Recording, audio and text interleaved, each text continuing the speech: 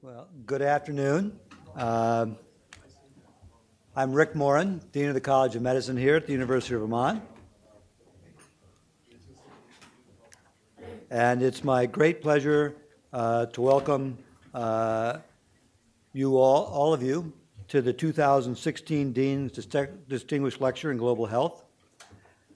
Our guest lecturer today is Professor Alexei Sozhinov, who is rector of the Kazan State Medical University in the Republic of Tatarstan in Russia. I also want to extend a warm welcome to our colleagues. There are other colleagues from Kazan and from the Dominican Republic and from Uganda and Vietnam. You're lining up over here? I'm sorry. We need to have them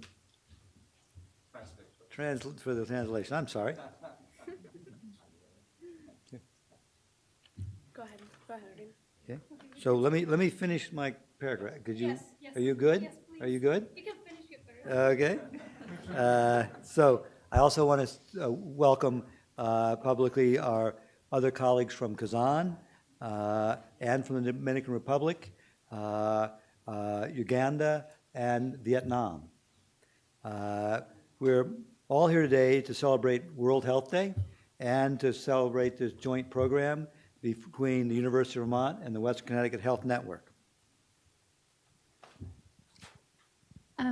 Здравствуйте, я являюсь деканом данного университета, колледжа медицины Университета Вермонта, и я рад вас приветствовать на лекции почетного профессора в 2016 году. В этом году прочитать лекцию приехал ректор Казанского государственного медицинского университета Алексей Созинов. Я рад приветствовать его, а также других гостей из Казани, Доминиканской республики, Вьетнама, Уганды. И очень рад, что вы проведете с нами Дни глобальной медицины. Buenas tardes, soy Rick Morin, decano de la Escuela de Medicina de la Universidad de Vermont. Es un placer para mí darles la bienvenida al Seminario para Decanos Distinguidos en Salud Global 2016 y a nuestro invitado especial, profesor Alexei Sozhinov, rector de la Universidad de Kazán en Rusia. También la más cordial bienvenida a sus colegas de Kazán y nuestros distinguidos invitados y líderes de salud global de la República Dominicana, Uganda y Vietnam, que han venido a celebrar el Día Mundial de la Salud Global y el programa conjunto entre la Universidad de Vermont y el WCHN. Thank you. Medicine has always been a profession of connections between patients and physicians, nurses and families, teachers and students, and many others. Today, connections across communities, across nations, and across the world are increasingly important. Developing these connections is responsibility of everyone in this room, and you have all clearly gladly taken that on. Профессия врача всегда была связана с взаимодействием и со связями. Это связи между врачами и пациентами, между медсестрами, средним медицинским персоналом и семьями, между преподавателями и студентами. Но в настоящее время мы должны также развивать связи между городами, между странами и связями во всем мире. И я считаю, что это обязанность каждого из нас, присутствующих в этом зале, развивать эти связи. La medicina es una profesión de conexiones pacientes y médicos, enfermos y familiares, profesores y estudiantes. Hoy, construir esas conexiones es más importante que nunca, no solo en nuestros hospitales y clínicos, sino también a través de nuestras comunidades, nuestras naciones y alrededores del mundo. Junto con la Universidad de Vermont y nuestros colegas de Connecticut, es una responsabilidad que todos en este salón hemos aceptado conectos. More than 2,000 years ago, that responsibility for connections was outlined in the Hippocratic Oath, which is one of the oldest binding documents in history.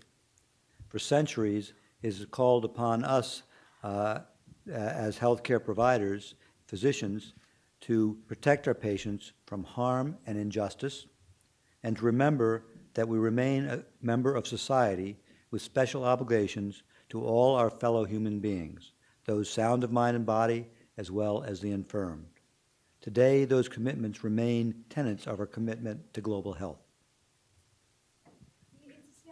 Упоминались еще в одном из древнейших и основополагающих документов в клятве Гиппократа, в которых сказано, что врачи и медицинские работники являются непростыми людьми. У нас есть обязательства по отношению к остальным людям, в частности, к тем, у которых есть какие-то недуги души и тела. И сейчас мы все вместе должны использовать постулаты этого документа для развития глобального здоровья.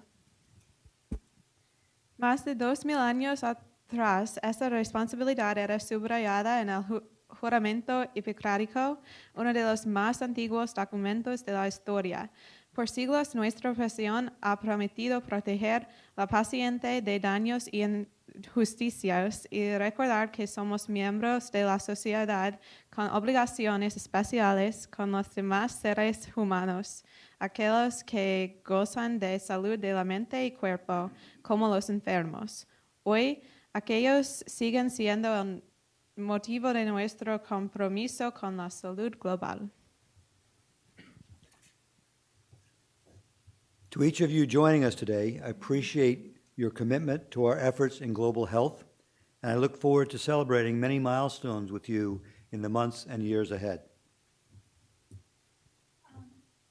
Что касается всех присутствующих в этом зале, я хотел бы поблагодарить вас за все то, что вы уже сделали в отношении глобального здоровья, но я с радостью смотрю вперед и надеюсь, что у нас в дальнейшем будет много побед и достижений в области глобального здоровья.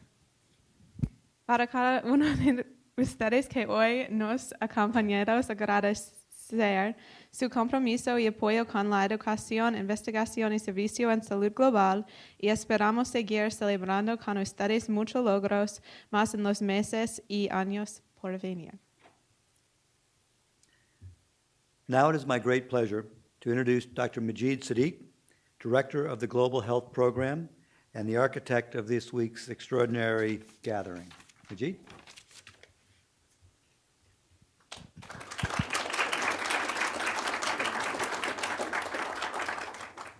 Thank you really very much, and I welcome all of you, and those who are coming from Burlington, those who are coming from Danbury or other parts of Connecticut, more distantly those who are coming from Dominican Republic, and I know that some of you, they flew from Uganda, and still you are in jet lag. I would only love to share with you that this program is kind of really new. It was established in 2012. In a matter of fact, in 2012, we were very much engaged with only putting together the elements and infrastructure of global health.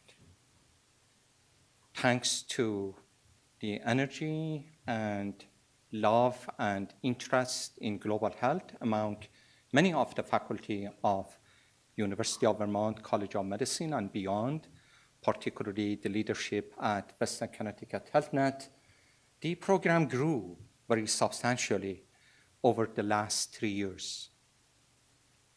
The first year, probably, we deployed only 3 or 4 people to different parts of the world. I want to let you know that in 2016, we have more than 5 sites in Uganda. We have 1 site in Russia, and we have 1 site in Zimbabwe, and 3 sites in Dominican Republic, and 1 site in Vietnam. And we are planning to send 100 students, residents, faculty to these 5 sites in 2016.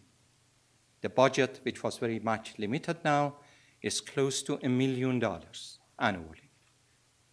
So we grew substantially, and I want to give all of the credits to the people that you see on the photos on the slide, from the leadership, from Dean Morin that we are very much really thank to him and his visionary work of the global health, to Bill Jeffrey, to Tanya Birch, who are really leader in medical education in this part, to Molly, to Michelle and Mariah, my friends in Western Connecticut, in University of Vermont, to so many of the other people, including new leadership in Western Connecticut Health, run by two phenomenal people.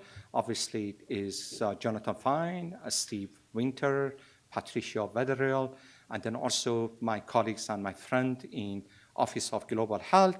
Particularly credit goes to Lori, who is really phenomenal person that managed my financial scope of really global health, and also Emma, Leah, Swapnil, and there are so many other people. Thanks to go to all of them. But the major question that really this afternoon I would like really to address is why we are all in love with global health.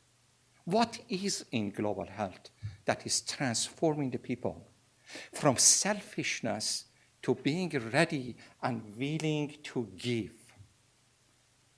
I had really a few members in my department, including Leah, Emma, and a few that we sat down with Swapnil, and we thought really how I can really paraphrase the philosophy of global health to let me digest why we are in love in global health. And this is basically we came to sort of really consensus. The practice of global health connects us to the people of diverse perspectives and colors, an open reflection to ourselves and the lived experience. We learn to respect differences and recognize shared humanness. We cultivate pure human connection rooted in empathy, unhindered by the superficial separation created by classism, racism, colonialism, structural oppression. We are invigorated, energized by the fortune of understanding others through their histories, strengths, weaknesses, fears, and failures. We learn about ourselves by reciprocating that vulnerability, by being exposed openly. In that openness, we discover weaknesses, impurities, prejudices, deficiencies in our own substance. We are then driven to improve our humanness, to become more caring, more compassionate, more aware, and more giving. Tragedy and suffering born from human rights inequalities, particularly health inequalities, social injustice, and poverty, are illuminated on a grand stage under a beam of light. All that is usually hidden is revealed. We stand united on the stage to advocate for those who have been enshrouded behind the curtain. Their tragedies teach us something about resilience, and we find hope in their strength. Their stories tremble through the comfortable encasement of our privilege until it cracks and shatters down, and we learn to care about something outside of ourselves. In discovering the roots of empathy, we rediscover what called us toward the field of medicine. In this essence, the profession is calling all the service, and at the service of the underserved, we follow the calling. And this afternoon, we are gathered here to celebrate around the philosophy of the global health and to celebrate our accomplishment in the last really 3 or 4 years.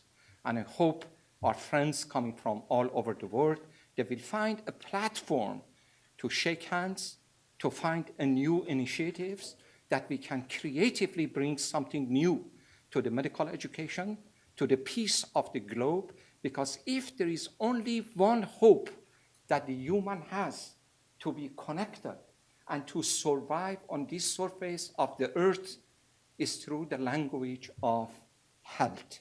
Because when we are sick is when that we are vulnerable and we are ready to speak to each other and we are ready to negotiate and we are ready to become united, because all of us, we are united in suffering.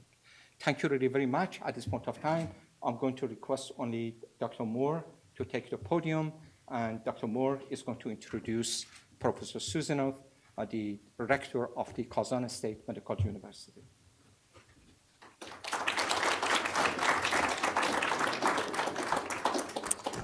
Hi, I'm Molly Moore. I'm one of the pediatricians here at UVM, and it is my distinct honor to introduce Professor Alexei Sozanov, rector of Kazan State Medical University in Russia. He has a distinguished career as a physician, scientist, Tatarstan, we can. an innovator, and an active public servant. He graduated with honors from Kazan State Medical Institute in 1987, went on to complete a residency in infectious diseases, and then to earn a doctorate in infectious disease. He was later awarded the prestigious Doctor of Science degree. He joined the faculty at the Department of Infectious Disease at Kazan State Medical Institute in 1992. In 1996, he became Vice Rector of Educational Affairs for Kazan State Medical University, and subsequently was named rector of the same institute in 2008. In 2013, he was appointed as the corresponding member of the Academy of Sciences of the Republic of Tatarstan, and in 2014, he was elected as a deputy, which is a member of parliament, to the Republic of Tatarstan. In addition to his significant work in infectious disease, in 2003, he also became head of the Department of Biomedical Ethics and Medical Legislation. He is the chief editor of the Kazan Medical Journal and serves in multiple other editorial boards. He is also the vice president of the Council of Rectors of the Republic of Tatarstan and a member of the Coordination Council of the Federal Service of the Supervision of Consumer Protection and Welfare of the Republic of Tatarstan for Public Health Monitoring. We are honored to have Rector Sozanov and his colleagues from Kazan State Medical University join us today, along with our other distinguished guests. Thank you and welcome.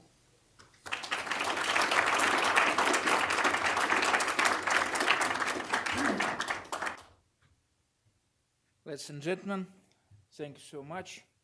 First of all, I'd like to present you a short film about our motherland, Republic of Tatarstan. Tatarstan, we can. Tatarstan, gateway to the world, at the heart of the world, where East meets West. Tatarstan, the heartbeat of Russia. Tatarstan is one of the most historic and dynamic regions in all of Russia. Peaceful, stable. Tatarstan is home to over 100 nationalities that are proudly united by one phrase. Без Bulgaravs. This means we can. The optimism of Tatarstan. Constant forward motion. Tatarstan, land of harmony. Harmony and coexistence are the soul of Tatarstan's rich 1,000-year history. We can! Tatarstan, land of prosperity. The capital of Tatarstan is Kazan, just an hour's flight from Moscow. Kazan is famed as Russia's third city. Ernst & Young declares Kazan the best city for doing business in all of Russia. Tatarstan, moving at the speed of light. Kazan's groundbreaking IT park has some calling Kazan the Singapore of Russia. The IT Park is the largest techno park in Eastern Europe and Russia. Tatarstan boasts an abundance of natural resources, including an oil forecast of over 1 billion tons. Tatarstan's oil refining sector continues to grow, attracting energy investments from around the globe, led by Tatneft, one of the largest oil and gas companies in Russia.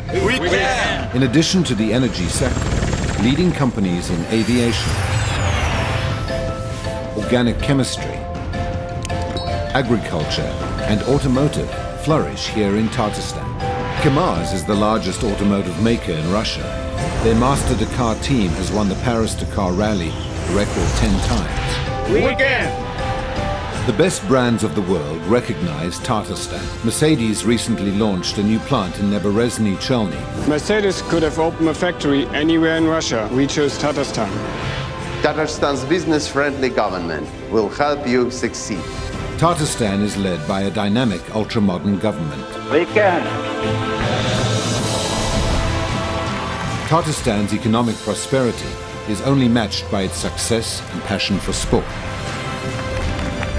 Tatarstan, land of excellence.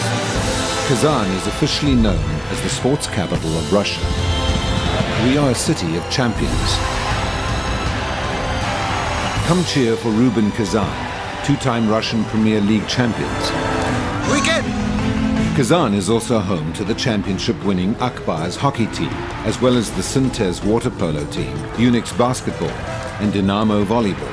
In addition to team sports, you can thrill to world-class horse racing at the largest equestrian center in Russia. Racing comes to Kazan with a Formula One H2O Grand Prix and the WTCC in 2012. Would you like to play where the Russian Golf Cup takes place every summer? Or make your way down the mountain at Sviaga, one of the largest ski resorts in the region? Kazan becomes part of sports history as we host the 2013 University Games, the second largest sporting event in the world. In 2015, Kazan will host the FINA World Aquatics Championships. And Kazan is proud to be one of the prestigious host cities of the 2018 FIFA World Cup. Tatarstan, land of culture. Tatarstan is the home to many world religions living in peace. Christianity and Islam have lived here in harmony for over 1,000 years. We can! In Kazan, we celebrate this diversity at the Temple of All Religions, a shining symbol of religious tolerance. We can! Tatarstan's love of the arts goes back 1,000 years. We are a destination of world-class performances in music, theater, opera, and dance. Enjoy the spectacular Kazan Opera and Ballet Theater, one of the most visited concert halls in all of Russia. Here, the genius of native Tatar Rudolf Nureyev can still be felt. We can. For movie lovers, there is the Kazan International Festival of Muslim Cinema, known worldwide for its annual themes of peace. Tatarstan festivals such as Sabantui, Shalyapin, Caravan, and Republic Day have always been an important part of Tatarstan culture. Rich in history, headed towards the future. Higher education is a point of pride in Kazan. In Kazan, there are more than 210,000 students from around the world attending over 40 universities, academies, and institutions. This is why we are also known as the City of Learning. We are proud of our bright young minds that build Kazan's educated workforce. Kazan boasts some of the best hospitals in Russia, an ultra-modern metro system, and is completing a brand new international airport. Kazan's quality of life is rated one of the highest of all Russian cities, with the very best standards of living. Let us dazzle your palate with our fine dining, or relax at one of our 4- and 5-star hotels. And finally, we invite you to indulge in the city's luxury shopping. We can! In the heartbeat of the world, where East meets West, prosperity, excellence, and culture create the heartbeat of Tatarstan. Unique in so many ways, with so much to offer. Rich in history, headed towards the future. The heartbeat of Russia. Tatarstan, gateway to the world. Welcome to Tatarstan! Welcome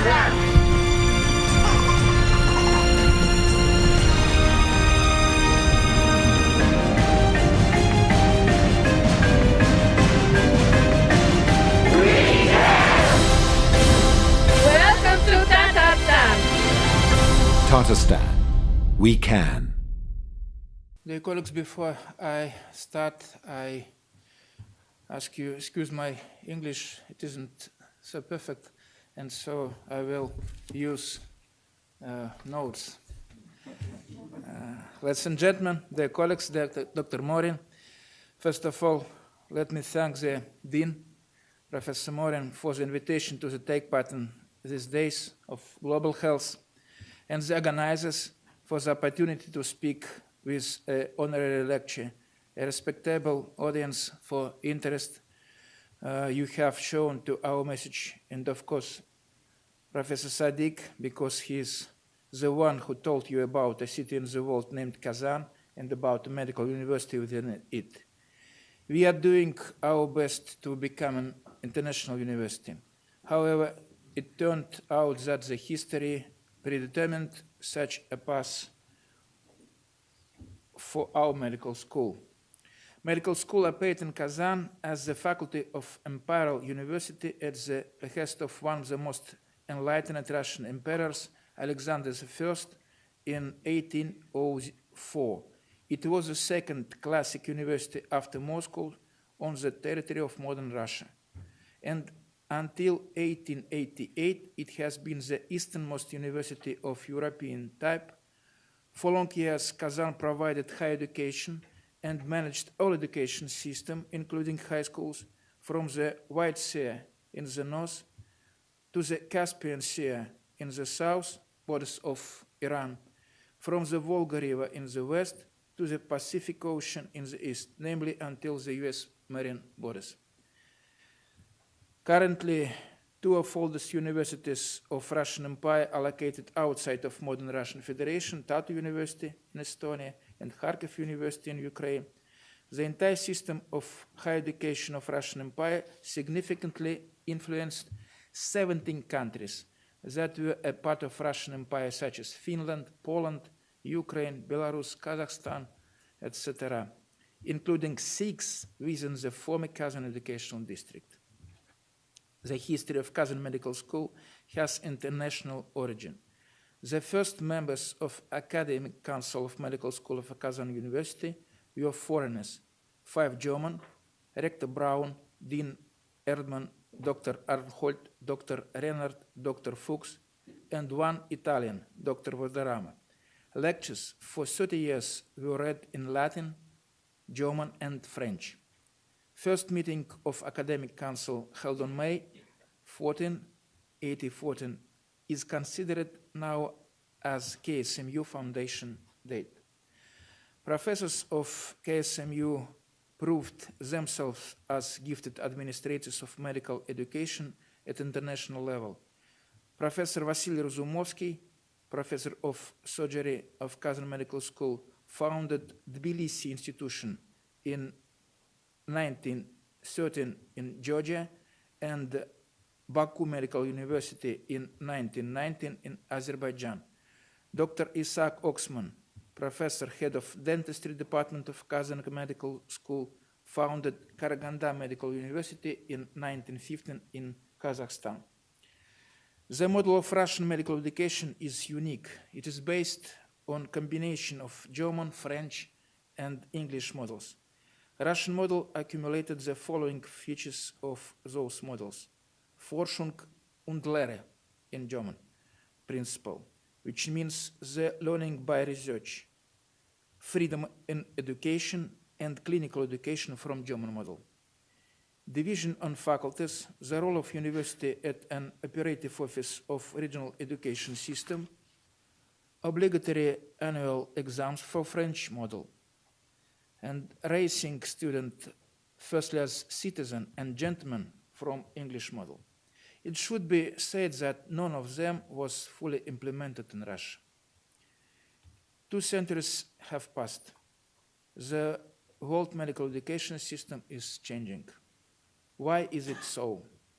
It happens because the diagnosis and treatment technologies are changing radically, and because doctors are working in very different conditions comparing to ones 20, 30 years ago. Does it look similar? Education as the knowledge of lifetime cannot be used anymore. It has to change due to objective reasons. It is not only that medical equipment has changed. The law, society are changing as well. People have a higher level of requirements, so we need to learn all life long. The new education model is appearing. It requires an understanding of the global world. In my opinion, problem-based learning is the most important. PBL is based on the principles of active participation of the student. It is not teaching, it is learning. The essence of problem-based learning can be expressed by the Chinese proverb as interpreted, tell me, I will forget, show me, I may remember, involve me and I will understand, step back and I will act. It's true. High medical education in Russia is realized by medical schools of Ministry of Health, by medical faculties of University of Ministry of Education and Science, and by some private universities. It is important to mention that the greatest value in medical education in Russia is provided by Medical School of Ministry of Health of Russian Federation, like a Kazan Medical University. Because these schools train about 90% of all medical students. About 35,000 of medical students graduate every year in Russia. Since the first year in the medical school, Russian students study at one of the selected specialties, such as general medicine, pediatrics, preventive medicine, dental medicine, pharmacy, nursing, medical biochemistry, medical biophysics, medical cybernetics. We have all medical specialties in KSMU except medical cybernetics. The postgraduate medical education system in Russia is now changing. Current model, upper part of slide, involves two variants of postgraduate specialization. 1 year internship, rest abroad specialization in therapy, surgery, and so on, or 2 years residency, more narrow specialization, for example, neurosurgery, cardiology, and so on. Every 5 years, specialists should undergo once training of 144 hours duration to prolong certification. Future model, in lower part of slide, which will be implemented from this year, suggests continuing professional development. Within medical school, students will earn the qualification of general practitioner, but in order to work at other specialties, they should pass residency, duration residency from 2 to 5 years. To be accredited, specialists have to continuously collect credits, 250 credits per 5 years, 50 credits per every year. The order of transition to the new system of continuous education and accreditation is already defined. Internationally accepted principle of an independent examination is used for the first time. The Accreditation Commission will be composed of representatives of employers, professional associations, and other medical school professors and quality parts. The transition will be long-term, gradual, and will end in 2026. Russia is a huge country. Therefore, all medical universities are divided into 11 regional clusters. The purpose of their creation is to ensure control over the quality of training of the specialists with the help of the most powerful institutions. Kazan Medical University became the coordinator of the research and educational medical cluster in the Middle Volga River.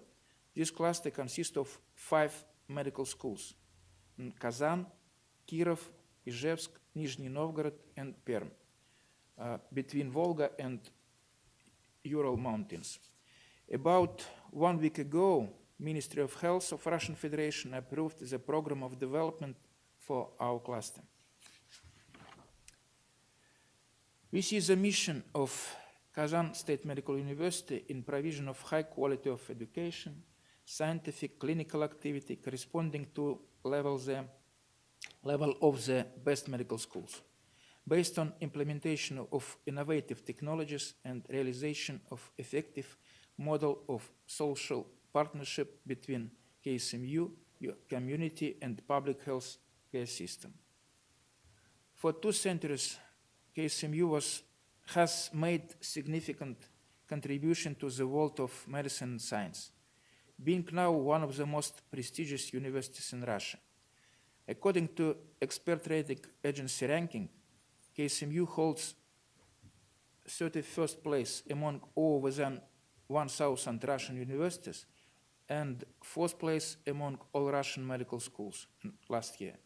According to demand rating by Social Navigator, we are holding the 2nd place among all Russian medical schools. According to academic European ranking, KSMU takes 33rd place among all Russian universities and 3rd place among all Russian medical schools. All Russian medical schools, it's common, 90 medical schools. High ranking of KSMU is confirmed by achievements of our students. Last year, our medical students have won several prestigious all-Russian and international contests on medical practical training. The most valuable award among them is the first degree award at Gold Med Skill All-Russian Olympiad on practical training on medical students in Moscow. Among the 52 teams representing the states of the former Soviet Union, China, and Bulgaria. Our team received the prize from the hands of Ministry of Health of Russian Federation, Veronika Skvortsova. Every year, about 9,000 people study in our university. Today, KSMU is a home of more than 4,500 students, about 1,000 interns, residents, PhD students, and 3,500 trainees every year.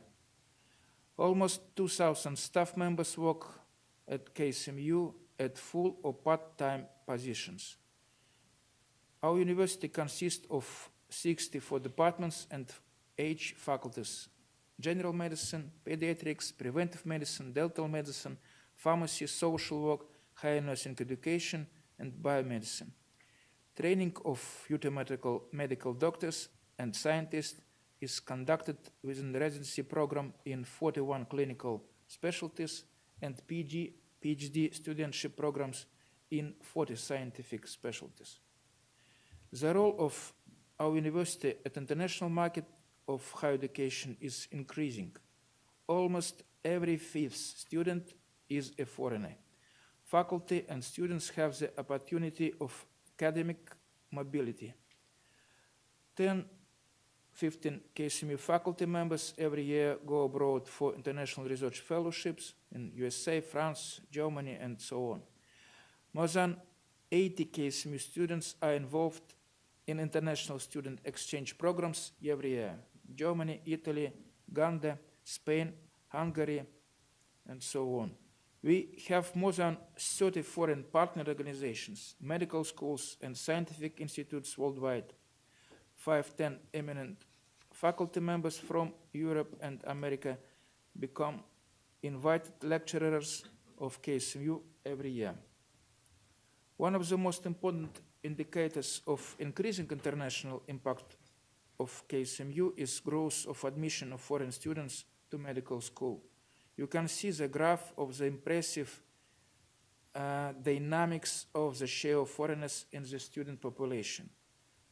10 times increase in 20 years, 3 times in 10 years, 2 times in 5 years. Even more important is that we are making efforts not only to increase the amount of international students, but also to select the best students from abroad. Being an active player on international education market, we are fighting not only for the best students, but also for the best faculty. On this slide, we present internationally recognized faculty from US, UK, France, Finland, who made significant contribution to basic and clinical medical science and worked as invited professors of KSMU during last few years. Most of them are sponsored by grant program of Tatarstan Republic, Algarish, meaning of this Tatar word, Algarish, can be translated to English as progress. International experience is widely used in KSMU for implementation of modern simulation technologies. We have the first established center of practical skills, equipped with simulators, mannequins, and imitators, which are used to ensure qualitative mastering of medical therapeutic and diagnostic manipulations in Russia. The standardized patient technique is used to teach senior year students in collaboration with the experts from US medical schools. KSMU has agreement of network education with one of the best SIM center in Russia, Education Center of High Medical Technologies, Kazan. KSMU is an absolute leader in activity of international students exchanges in Russia. Since 1995, Tatarstan Medical Students Association is an active member of International Federation of Medical Students Associations. More than 500 students of our university have participated in medical practice abroad. More than 200 foreign medical students have medical clerkship in Kazan during the last 10 years. Our Medical Students Association also develops other public projects for medical students such as Academy of Health, Be Pharma Free, House MD, Key to Success, and Marrow. Geography of IFMSA exchanges in Kazan includes more than 40 countries worldwide.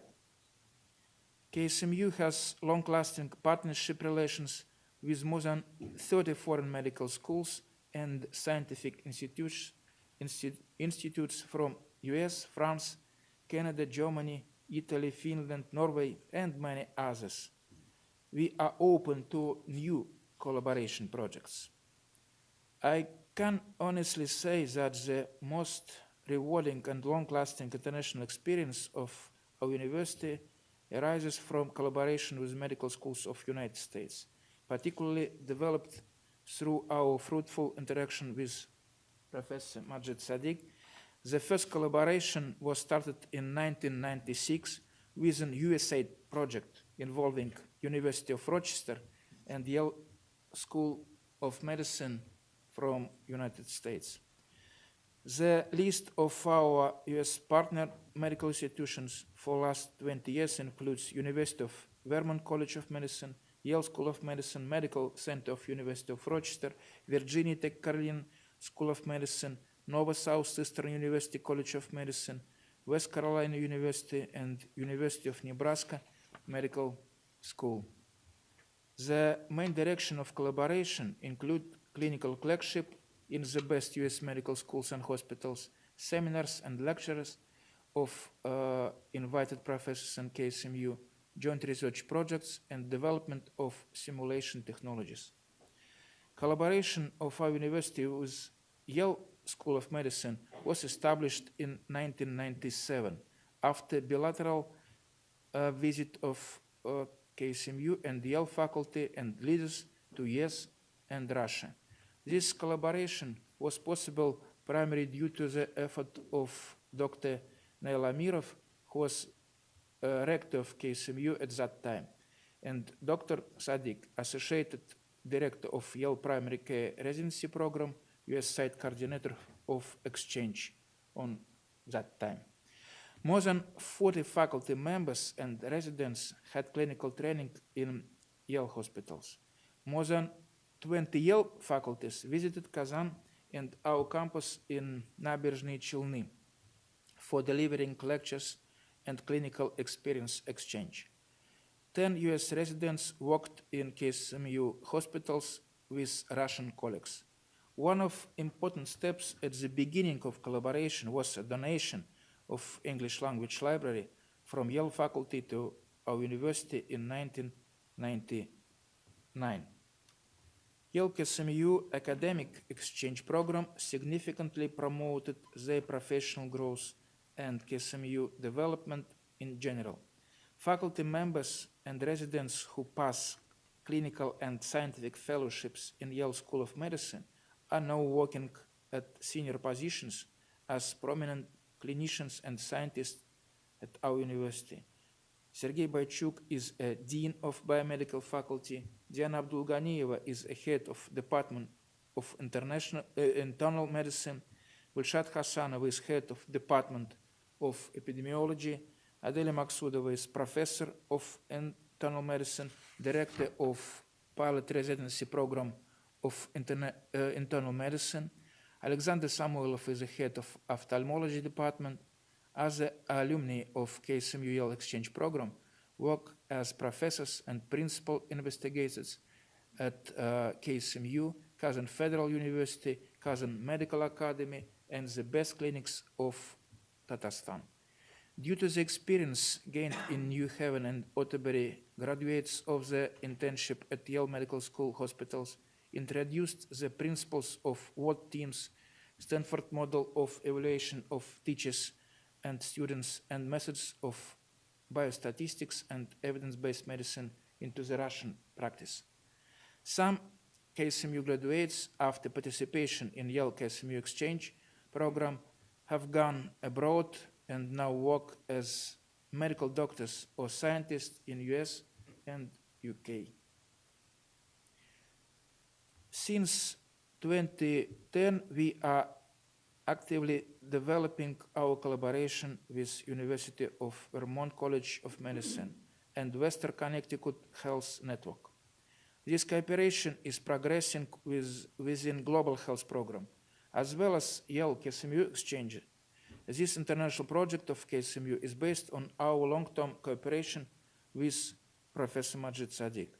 Within Global Health elective interns, residents, senior medical students from both sides pass 6-week clerkship in partner institution, which includes clinical work, field trips, education, and research activities. The exchange program for junior students includes research activity and in basic and clinical science.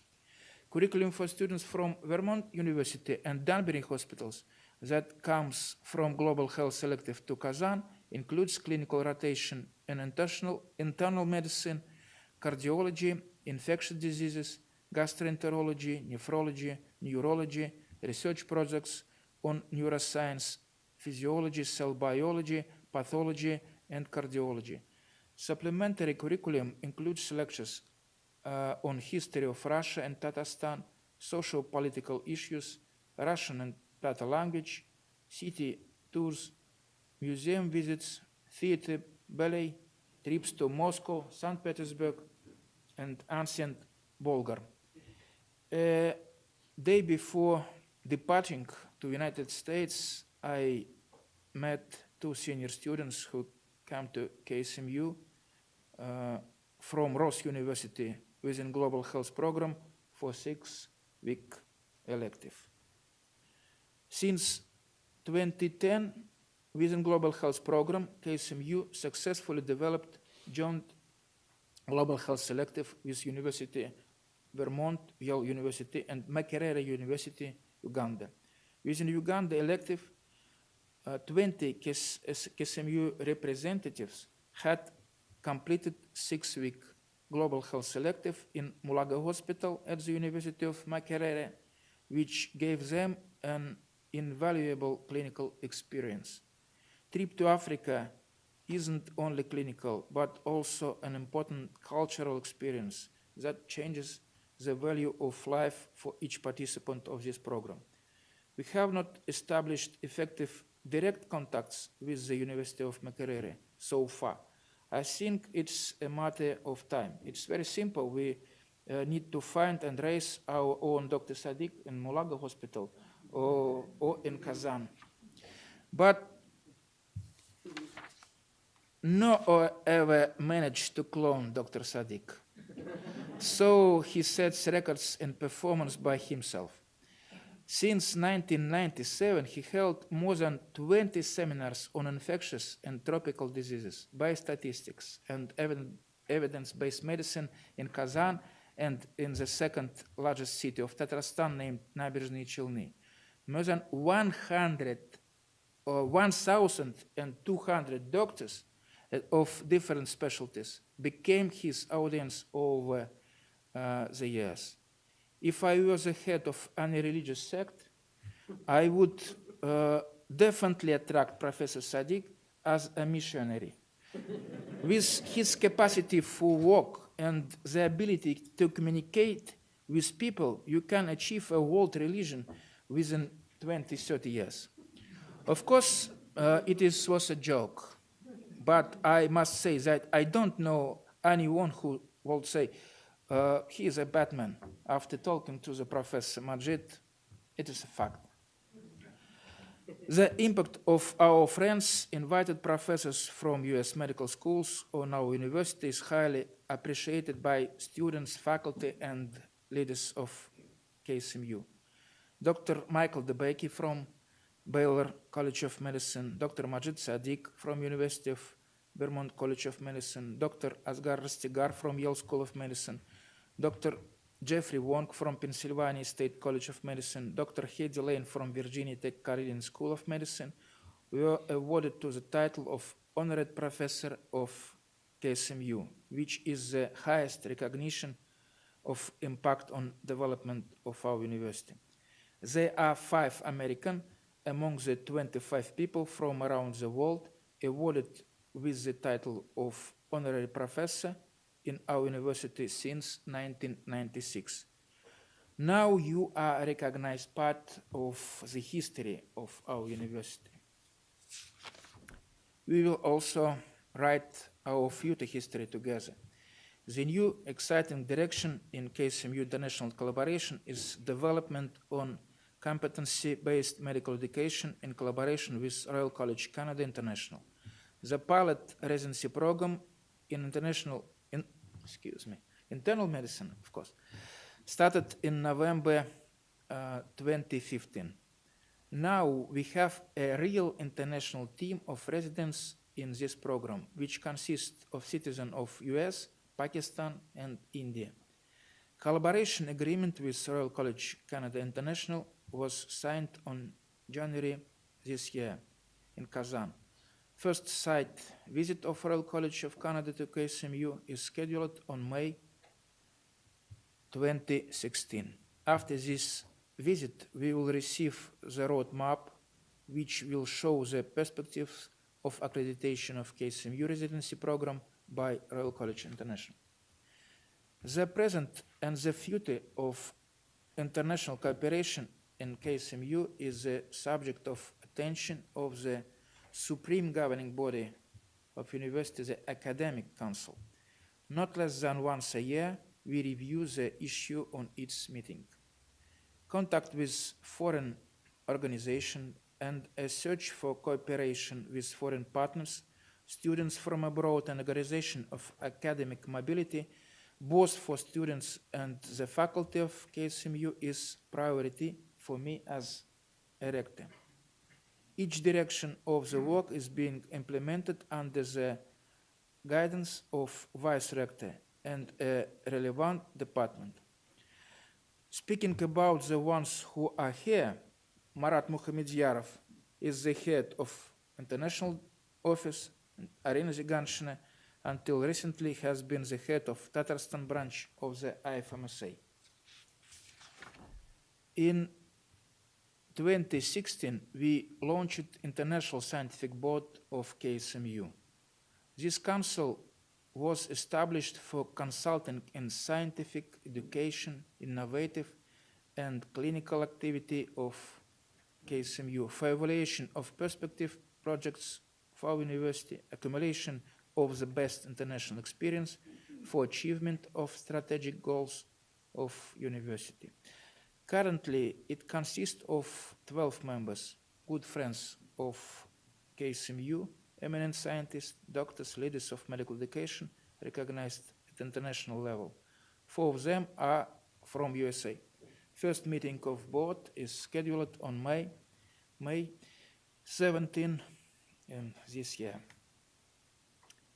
These are the days in which we celebrate the annual University Day, Colleton Assembly Day.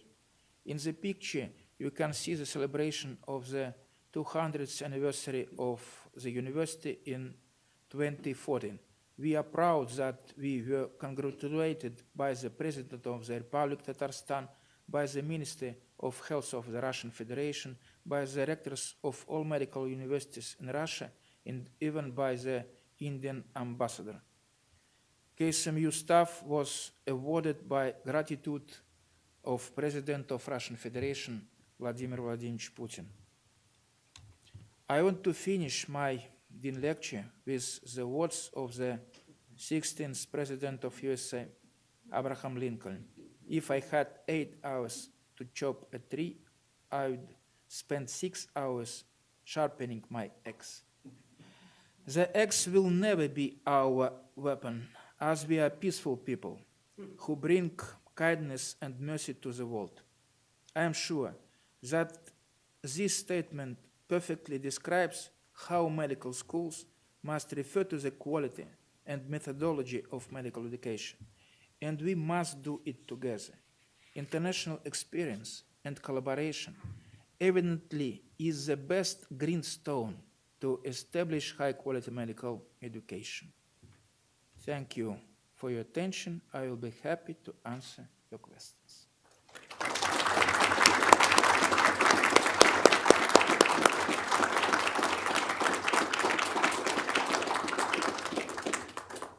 Thank you so much. I ask my colleague and my daughter, Arina, to help me for interpreting. It's certainly impressive, the amazing international collaborations you've had over a very long period of time and a very large number of faculty and students. I had some questions about some of the numbers you gave, just to get an idea of the physician sort of workforce in Russia. I think you said that there were 35,000 graduates of medical schools in Russia a year. Is that about right? 35,000. Okay, and from all Russian medical right. schools, And 90% of them from the medical schools of Ministry of Health, right. Russian Federation. And there are about 180 million people, 190 million people in Russia? All population of Russian Federation is about 145 millions. Okay. So in the U.S., we have 330 million people, so it's a little more than twice as large population. But our medical graduates all added together is about 25 or 6,000. So you're graduating, a third more students for half the. So it's sort of the question is the supply of the physician-patient ratio, the population per you must have twice as many physicians, at least twice as many, maybe 3 times as many. Relation between doctors and population in Russian Federation is the best in the world. 1 doctor on 230 people. that's way, that's double In and triple United quadruple, States, about one doctors per 350 I don't think people, it's that good. maybe. Okay. But in most states, it'll be 1 in 600, you know, 1 in 1,000. So it's a much higher penetration of physicians. Well, see, when I speak to the legislature here or the citizens here, and they always complain about how we don't have enough doctors, and particularly enough primary care doctors, and I always say, but we're first amongst all 50 states in the United States for physicians per capita. We're first in primary care physicians. But now I understand, they want your numbers, not our numbers. Any more questions? Okay.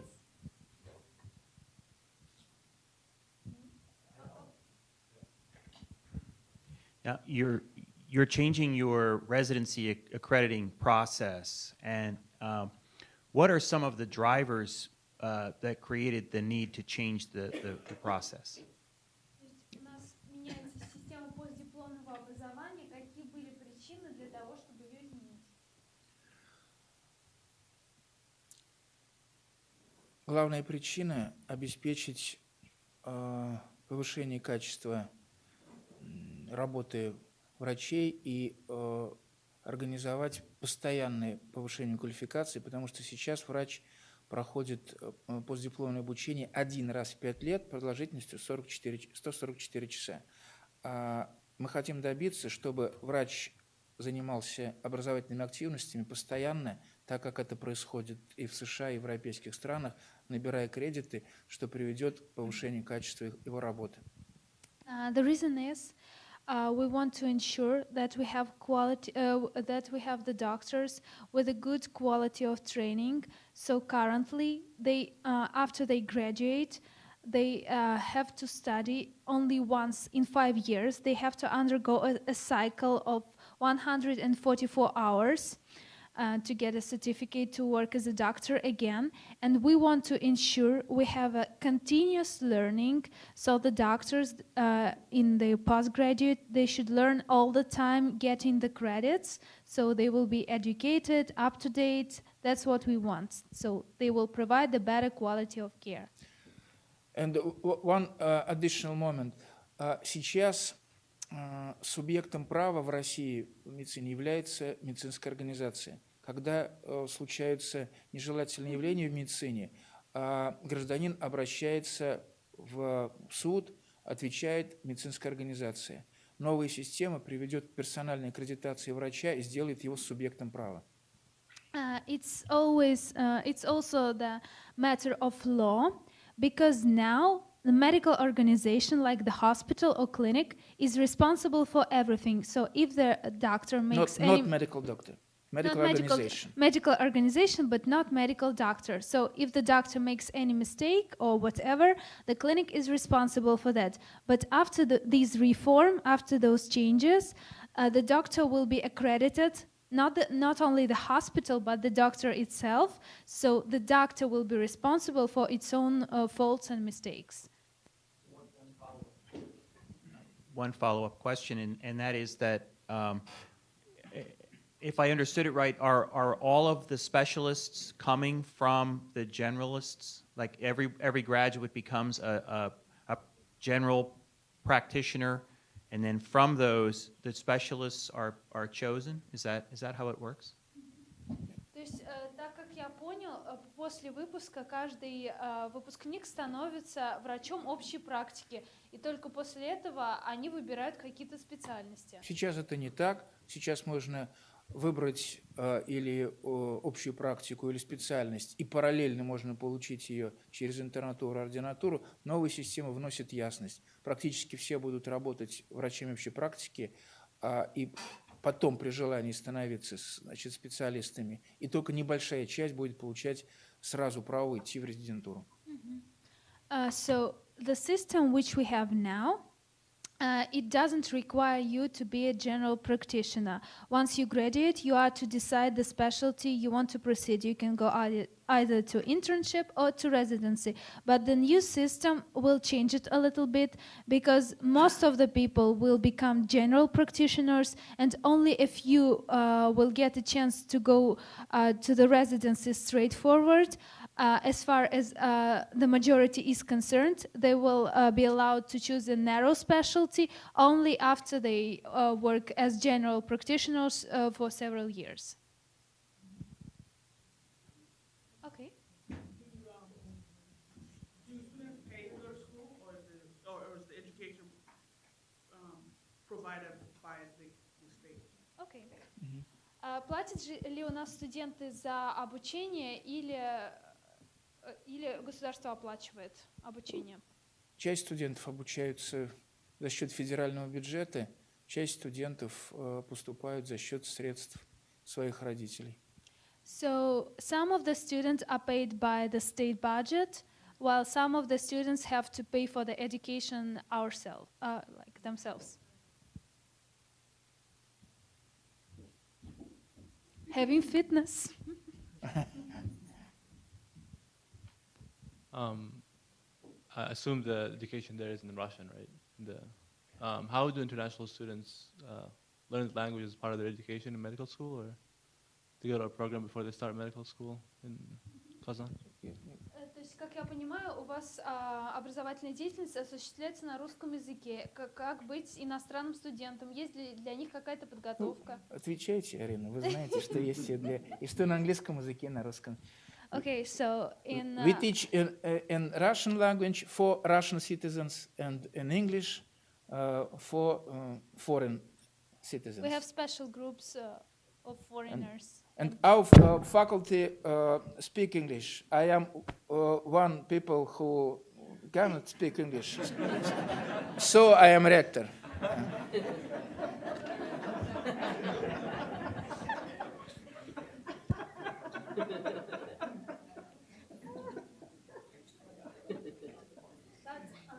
As long as those foreign students study in our university, during all these years they have the courses of Russian language within 40 years. Часть иностранных студентов учатся на русском языке, в основном это граждане республик бывшего Советского Союза.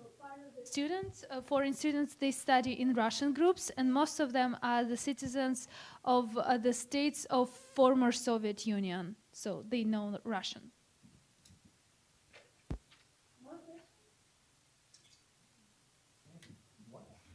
Sorry. And this is again about the numbers. It's interesting to see how, it's really impressive, the number of the physicians you produce. There was also another number that really surprised you. I thought I heard on the in the video, there were 210,000 students in colleges and university in Kazan. Isn't that what the video said? Сколько у нас всего студентов во всех университетах в Казани? Там в видео была цифра 2000. Этот фильм был сделан 2 года тому назад. Сейчас студентов немного меньше, 160 тысяч. В Казани 1 миллион 100 тысяч населения, 160 тысяч из них студенты.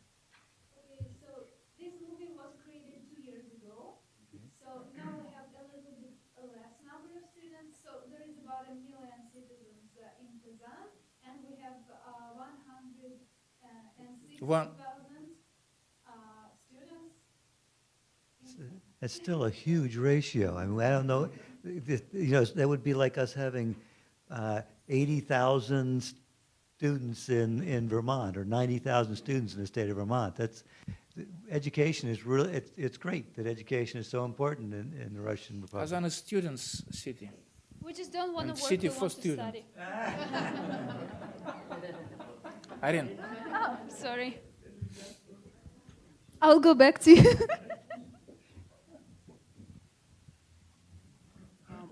Looking at the presentation, so all your specialties are medical specialties. I didn't see any surgical specialties. Where do they train your surgeons?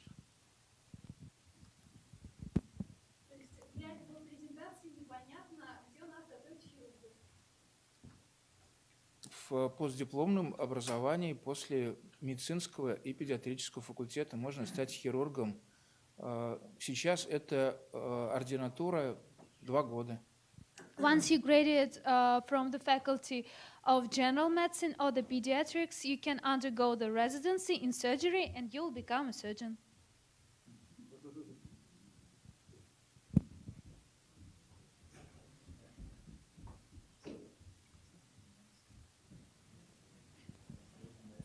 I'm just wondering about the ratio of men to women medical school graduates. 80% of our students are women. 80%. 80%. Medicine is female specialty. Female.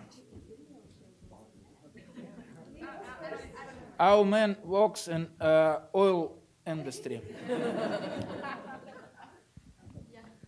Thank you so much for interesting presentation. And how I can ask about the school fee of the foreigner student. They involved in medical school in Kazan, please.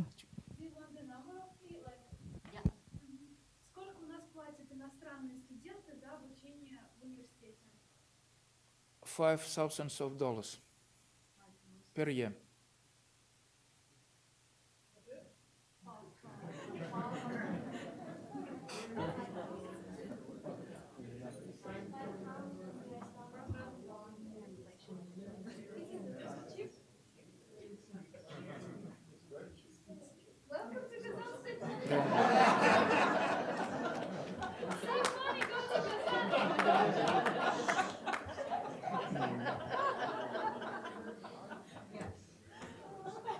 It's good question. You ask, I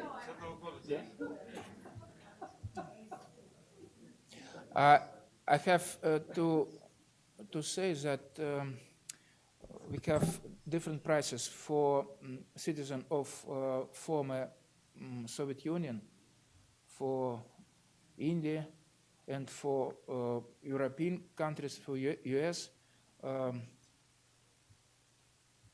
$4,500 is in the middle, and maybe from $3,500 to $10,000 from citizens of different countries. Yeah. $4,500.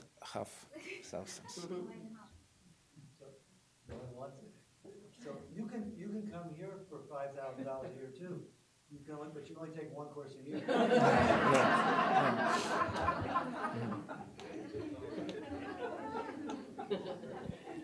So how does one determine who gets money paid by the government versus not?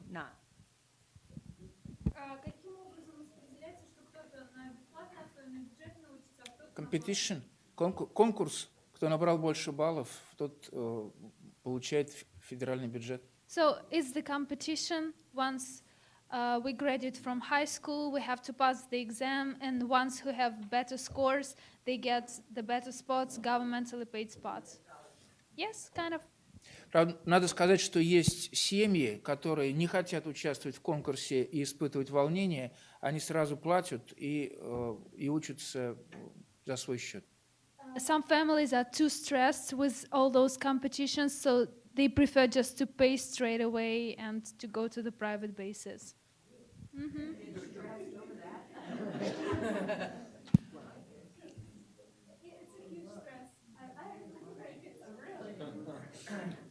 Other people stressed when pay.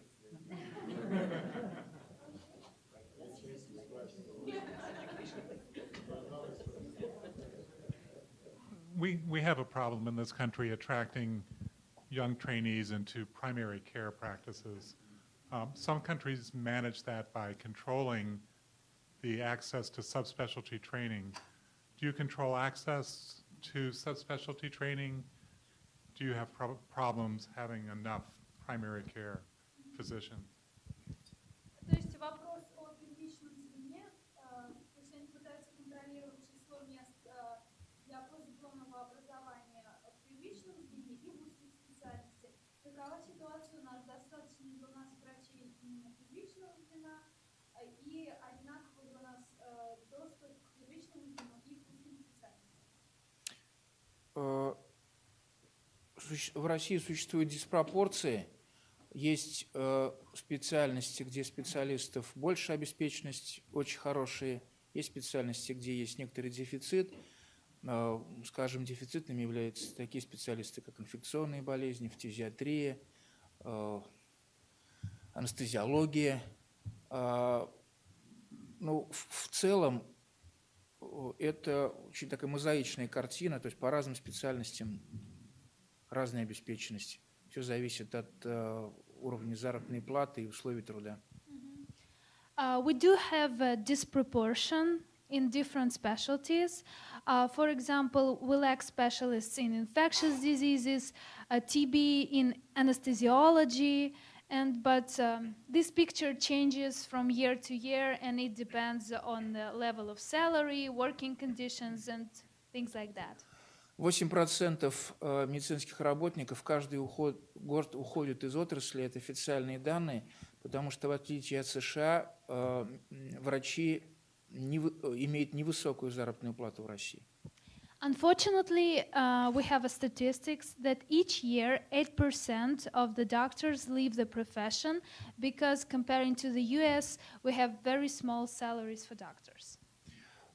Президент Путин издал указ о том, что к 2020 году врачи получали двойную зарплату по отношению к среднему по региону. The Putin came up with the law that by the year 2020, the doctors should get a salary which is twice bigger than the average salary in the region. Потому что в Россия не только большая, но очень разная.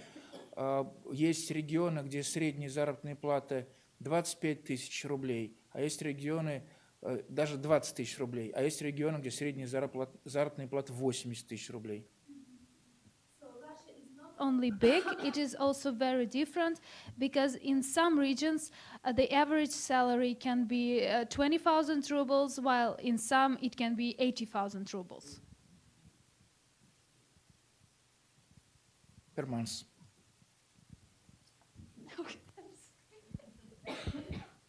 In Vietnam, for many years ago, we also have the system of the specialists after the graduations from the medical school.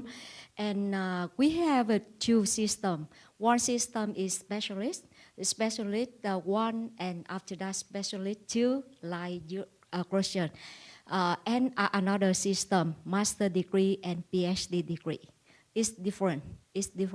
So that I want to ask about your system, specialist system, and have the master degree and PhD degree is different or is the same system? Thank you. Да. Нет, но все-таки это поясню.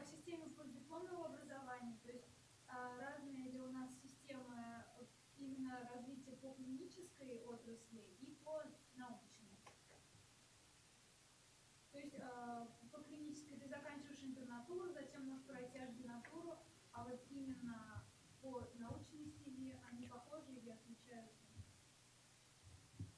Человек может выбрать научный путь, не получать после окончания вуза аккредитацию или сертификацию и идти сразу в аспирантуру и делать науку, как сделал Марат Мухамедьяров. А можно делать параллельно, то есть работать клиническим врачом и сделать работу PhD и докторскую работу. И так возможно. There are two possible ways. Once you graduate from the medical school, you do not necessarily go through the accreditation process. You can choose science and you can do basic science, and you can go to postgraduate like our friend Marat.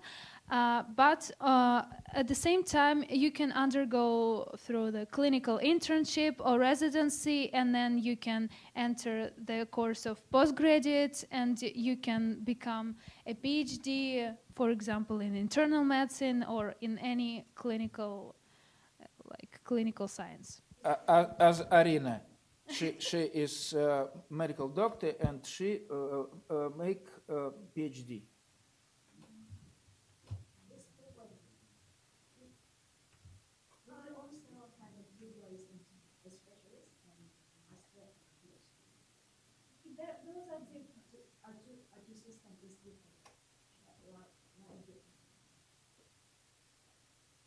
But you can combine it. Yeah, now it's not combined. But you can be a science and a doctor at the same time, a medical doctor and a scientist at the same time. У нас одноуровневая система, мы не готовим бакалавров, и у нас нет степени бакалавра-мастера, у нас есть степень специалист, называется. We do not have a bachelor or master's degree, we just provide specialists.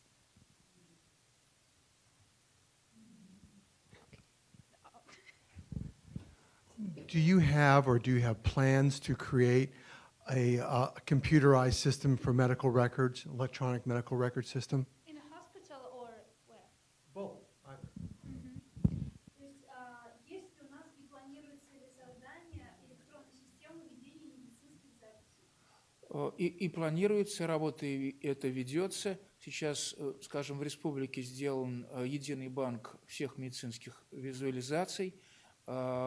Идет программа создания компьютерных рабочих мест, врачи обеспечиваются компьютерами и переход на так называемую безбумажную медицину.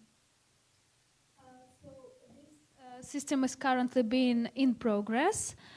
Some things have already started. So, for example, we have already have a database in Tatarstan for the different medical results of medical visualization, and the computerization is also going on, so there should be a computer per each doctor, and we are moving to the system where there will be only computers but no papers.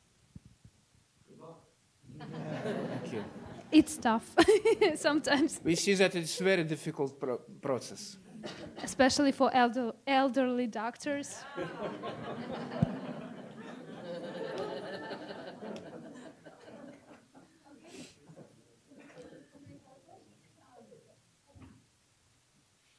What profession do most males go into, since it's so skewed in favor of females for the medical profession?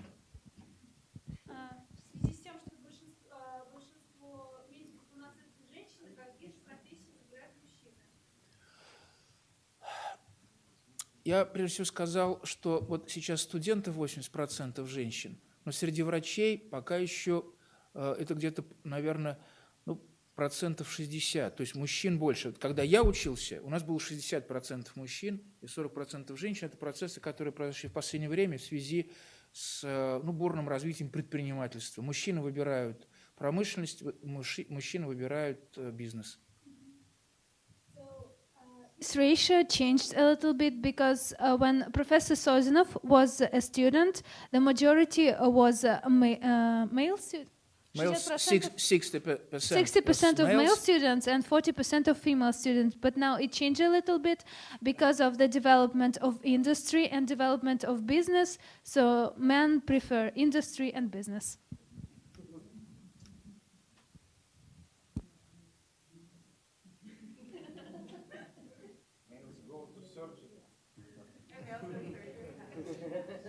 No.